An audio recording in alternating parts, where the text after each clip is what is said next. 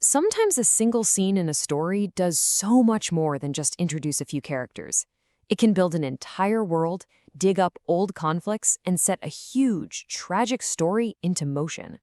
Today, we're going to look at one of the all-time great examples of this, the king's arrival at Winterfell. We're going to break down just how this one scene is an absolute masterclass in setting the stage. Everything, and I mean everything, kicks off with this one simple question. Why would a king, who's got it made in his rich southern capital, haul his entire court on a month-long trip up to the frozen north? It's a massive undertaking, and the answer? Well, it's a matter of life, death, and the future of the whole kingdom. All right, so the scene kicks off not with the king himself, but with the sheer spectacle of his arrival. And this is our very first taste of the huge gap, culturally, economically, between the warm, rich south and the cold, stark north. Now listen to the words being used here. It's not just a visit, it's a river of wealth that pours through the gates. That sounds less like a friendly reunion and more like, like an invasion. 300 people, all their banners flying. It feels like a foreign power occupying this stark northern castle. It immediately sets up this feeling of being overwhelmed. And right there in that river of gold, we get these lightning-fast introductions to the main players.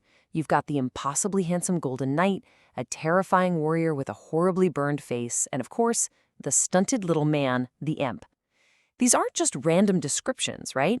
The author is literally putting all the chess pieces on the board for the game that's about to begin. So then the focus shifts from this huge crowd to just one man, King Robert Baratheon. But the guy who shows up, he is not the man his old friend Ned Stark remembers.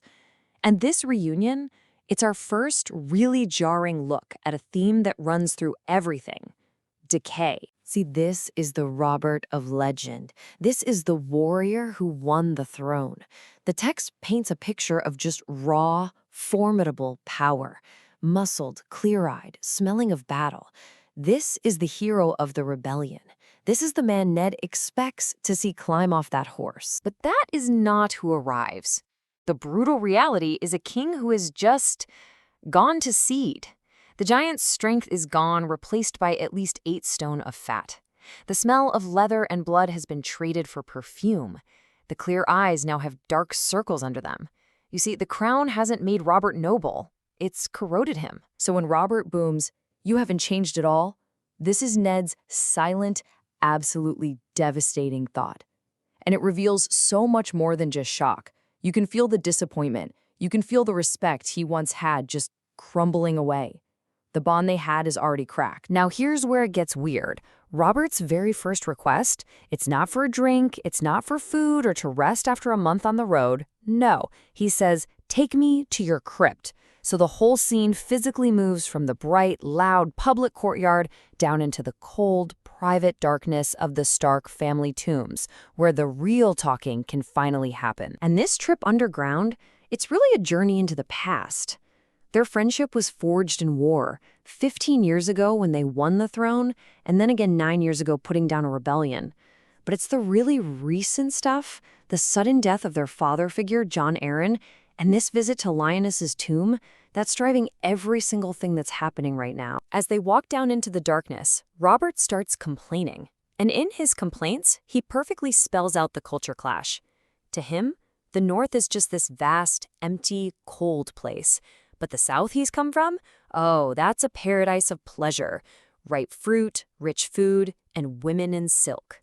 He represents a world of decadence that Ned Stark wants absolutely no part of. And then, down in the crypt, standing in front of the statue of his dead sister Lyanna, Ned is haunted by her last words. "Promise me, Ned." We have no idea what the promise is. All we know is that it happened in a room that smelled of blood and roses. And it has clearly defined Ned's entire life. It's the central mystery of who this man is. And it is right here, surrounded by dead Starks, in the cold and the dark, that Robert finally drops the bomb. He reveals the real reason he came all this way. This isn't about reminiscing with an old friend. This is about power. So why the desperation? Well, just look at the political mess he's in. His hand, Jon Arryn, is dead. Jon's wife, Lysa, has freaked out and fled the capital, taking their son and heir with her. Robert's plan to stabilize things by having the powerful Tywin Lannister raise the boy has been completely shut down. The whole power structure is falling apart, and Robert knows he's surrounded by enemies. So he makes his offer. Ned, I want you to be my hand. And you have to understand, this is a huge deal. The Hand of the King is the second most powerful person in the entire country. He basically runs the government. It is an incredible honor, but it is an even bigger burden. But Robert doesn't even let the honor of the position hang in the air for a second. He immediately follows it up with this crude, cynical line. Forget all that official stuff. Here's the real job description. The king parties, and the Hand cleans up the mess.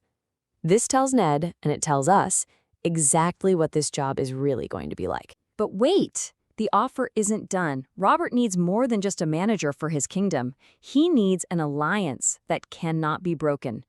And you can feel Ned immediately sensing the walls closing in around him. And here it is, the full package deal. It's a two-parter. Step 1, come run my kingdom for me. Step 2, oh, and by the way, we're going to marry my son to your daughter. He's not just asking for Ned's help. He's demanding his child to lock their families together, making it impossible for Ned to ever refuse or betray him.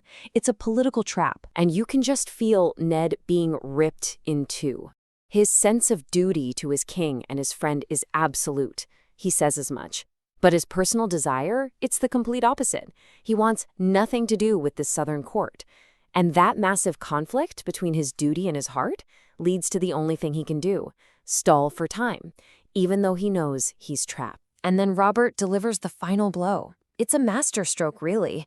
He stops talking like a king giving a command and starts talking like a friend begging for help. He brings up their shared past, their friendship, everything they fought for. He makes turning him down feel like a deep personal betrayal.